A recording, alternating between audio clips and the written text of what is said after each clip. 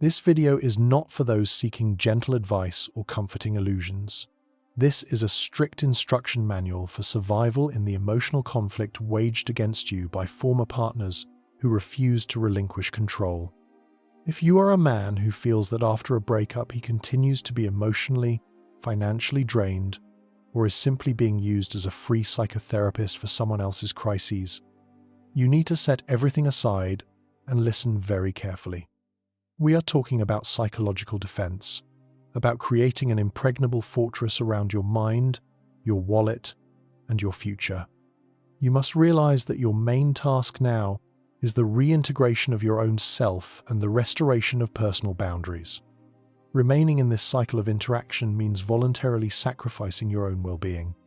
Because your former partner, especially if he or she possesses narcissistic or manipulative traits, does not see you as a separate person. They see a resource, they see an object, and their sole purpose is to maintain this access, even if the relationship is officially over. This is why their attempts at contact are often disguised as good intentions or accidental needs. The first and most important thing you must understand is the goal of their contacts is not love, not friendship, and not even solving common issues. The goal is to provoke an emotional reaction. Any of your emotions, be it anger, guilt, sympathy, or nostalgia, is fuel for the manipulator. You must stop being the source of this fuel. The success of your autonomy directly depends on your ability to maintain emotional neutrality. Let's delve into the anatomy of the attack. The manipulator uses what psychologists call hoovering, or attempts to vacuum you back into the orbit of control. They use hooks that were formed over years in your relationship, shared memories, a sense of duty, or threats of an emotional breakdown. This happens not only through direct pleas for help. It is a subtle, multi-level operation. First, they play on your guilt. They know that men are genetically and socially programmed with a sense of responsibility. If something is broken, we want to fix it. If someone is suffering, we feel an obligation to intervene. The manipulator uses your conscience as a lever. They will talk about how hard things are for them, how they can't cope, how their life is falling apart, and all of this is served up with the suggestion that, perhaps, it's your fault, that you didn't try hard enough or left too quickly. This is a classic form of emotional blackmail. Remember that their stories are often exaggerated or distorted to evoke pity or guilt in you. You must immediately stop taking responsibility for someone else's emotional state, especially if you have already left the relationship. You are not a rescuer. You must not pay with your life for their inability to manage theirs. The next level is the idealization of the past. They suddenly remember how good things were, how you were the ideal couple. This is a nostalgia trap. A man prone to logical analysis falls into cognitive dissonance. If it was so good, why did it end? Maybe I made a mistake. They make you doubt your own decision to leave. Your decision was based on real facts, pain, and incompatibility that led to the breakup. The manipulator tries to erase these facts with a pink fog of sentimentality. Their sudden recognition of your merits is not a sincere compliment, but a hook to regain your focus and energy. Your psychological defense here is a harsh reminder to yourself of the real, unembellished reason for the breakup. Always remember the 5 worst moments that forced you to leave. Those 5 moments are your shield. But the most insidious and destructive tactic is the creation of an artificial crisis. Narcissists cannot live a boring life. They need drama to feel important and to get a reaction from their supply sources. They might claim a sudden illness, financial ruin, or even threaten themselves or their reputation. The goal of these statements is to cause a sharp surge of anxiety in you, forcing you to act and violate your boundaries. Your expected reaction: panic, rushing to help, restoring the old rescuer and victim pattern. Ignoring minor crises often leads to their rapid de-escalation, as they do not receive the expected reinforcement. This is where we need our main tool for psychological defense, which I call radical emotional neutrality. Radical emotional neutrality is not just ignoring. It is an active, conscious decision that from now on, you will process all interactions with your former partner as a civil servant processes a request. You are a bureaucrat, not a person. Always reread the message, asking yourself, does this message contain factual information requiring my logical response, or is it emotional manipulation? Your emotions are disconnected. Your goal is minimization of contact, maximum clarity, and complete objectivity. This neutrality deprives the manipulator of the ability to use your feelings as a weapon against you. How does this look in practice?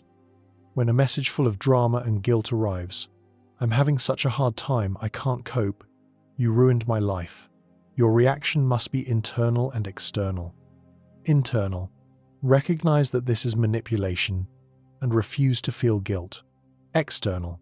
The response must be short, impersonal, and aimed at the factual conclusion of the conversation. For example, understood. Seek help from professionals who can assist with this situation. Or, if it concerns a child, I am following the schedule. Any changes are discussed only through the official communication channel. Men often fear appearing callous. We were raised in the paradigm that compassion is a virtue, but you must learn to distinguish between compassion and suicide. Compassion for a manipulator who uses your pain for their own comfort is not a virtue, it's self-destruction. You become an emotional ATM from which they withdraw resources without limit. Radical emotional neutrality is not inhumanity, it is self-preservation. Tactical defense strategies. Moving to the tactical frontiers of defense, it is important to consistently erect barriers to prevent emotional invasion. The first strategy, communication protocol, strictly excludes communication via messengers, voice messages, or phone calls, as these means of communication are too vulnerable to emotional attacks. Long phone conversations easily turn into exhausting sessions of accusations and complaints. It is necessary to transfer all interaction, except for genuine emergencies, to the realm of email or, if there are children, specialized parental applications. The advantage of the written format is that it slows down the reaction, records the facts, and promotes objectivity. Before sending an email, you must read it, delete all emotional references, and reduce the content to dry facts. This forces the manipulator to formulate logically sound requests, rather than just emotional appeals, and often the very necessity of such logical work causes them to abandon contact. The second strategy, financial firewall, requires the complete elimination of any financial dependence after the breakup, with the exception of obligations strictly established by law, for example, alimony. Any temporary loans or offers to help with bill payments are excluded, as such a gesture immediately restores a lever of control. Remember that financial dependence is the last thread they will hold on to justify their presence in your life.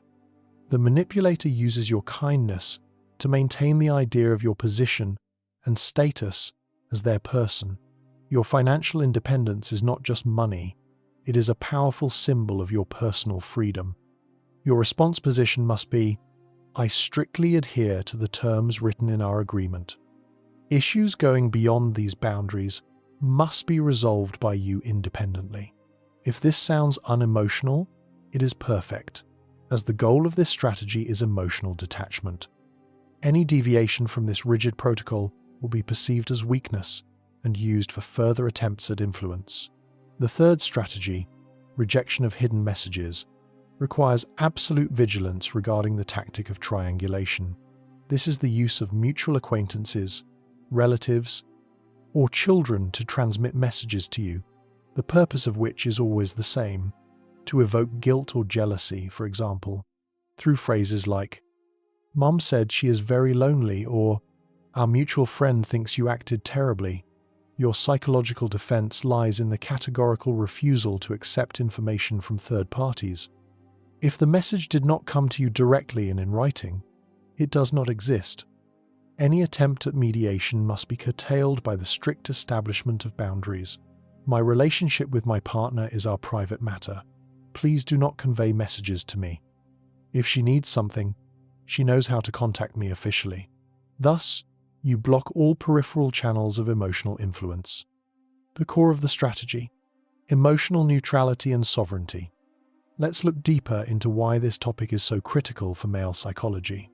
Historically and socially, the man is the subject responsible for stability. Our value is often tied to the ability to provide, fix, and protect. The manipulator, especially a narcissist, masterfully plays on this archetype. They see that you cannot walk past a broken or unhappy object. When you break up with a manipulator, you are not just breaking a connection, you are declaring sovereignty. You are saying, my resources, my emotions, my life are no longer at your disposal. The manipulator perceives this as an existential threat because their self-esteem and comfort depend on control over others. This is why they will use the most powerful weapon against a man: the feeling of guilt for the children, if there are any. This is a complex, morally difficult area, but even here, radical emotional neutrality is essential. If the former partner uses children to convey emotional messages or manipulate the schedule, you must act with surgical precision. You are not challenging them as parents, you are challenging them as manipulators. We discuss only logistics, schedule, and the child's needs. Any messages concerning personal feelings are inappropriate and will not be discussed. You must become boring. You must become predictable. The manipulator feeds on chaos and unpredictability. If you react always the same way, coldly, briefly, factually, they lose interest. An emotional terrorist stops undermining the building when they realize that there is nothing valuable for them in that building. You are voluntarily removing everything valuable for their sustenance from yourself. Many men prolong this process because they fear conflict. They think that if they are soft or accommodating, the conflict will disappear. This is a deep delusion. Accommodation to a manipulator is a sign of weakness and encouragement of aggression. They see that their tactics work and intensify the pressure. Conflict is inevitable when you set healthy boundaries with a person who does not recognize boundaries. But you must choose a short, harsh conflict now, or an endless, exhausting war of attrition that will last for years.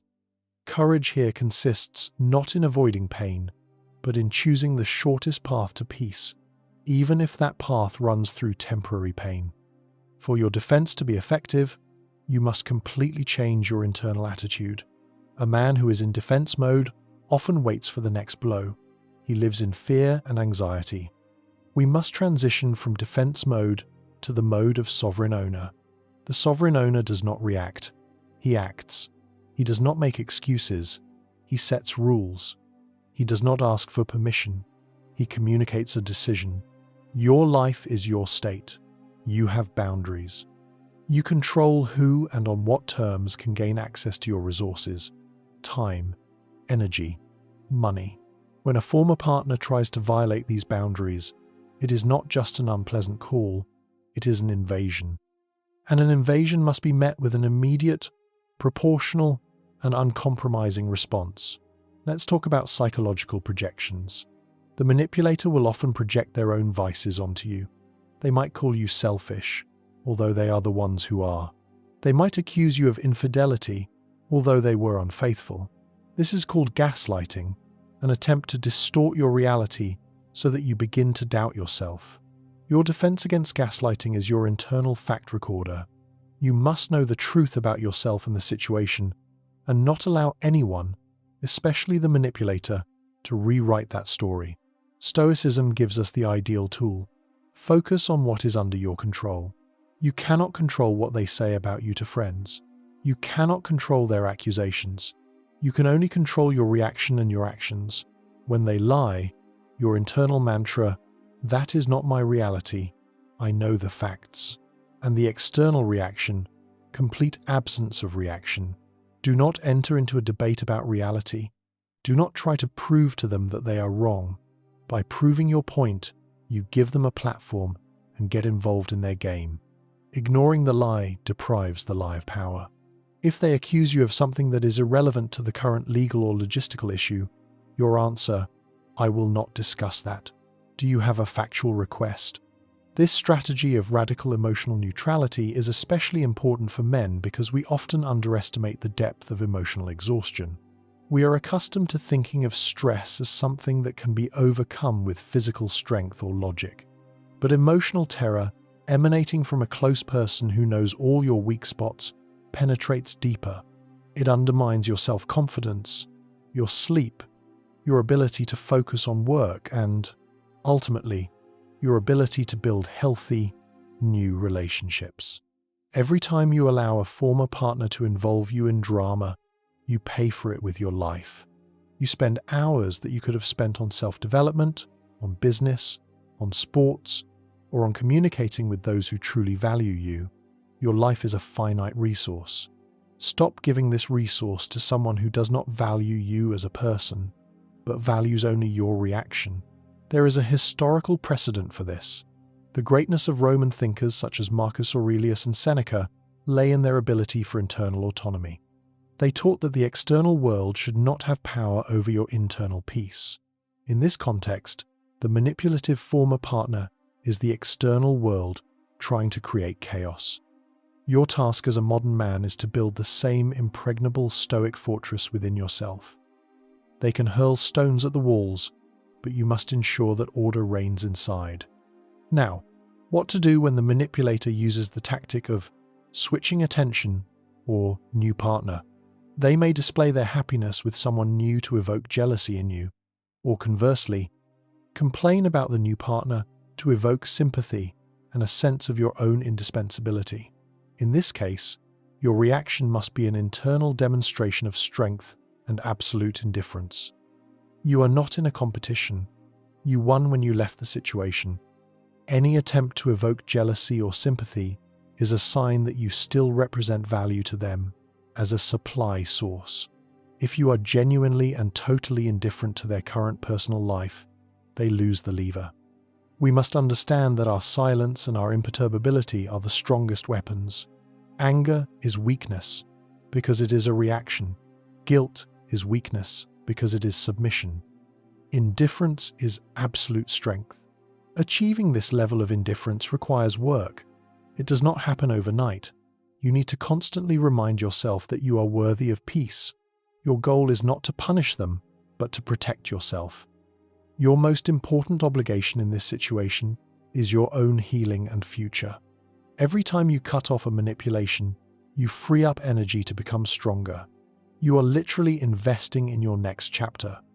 If you feel that you cannot set these boundaries yourself, and the manipulations continue, it is necessary to involve external forces.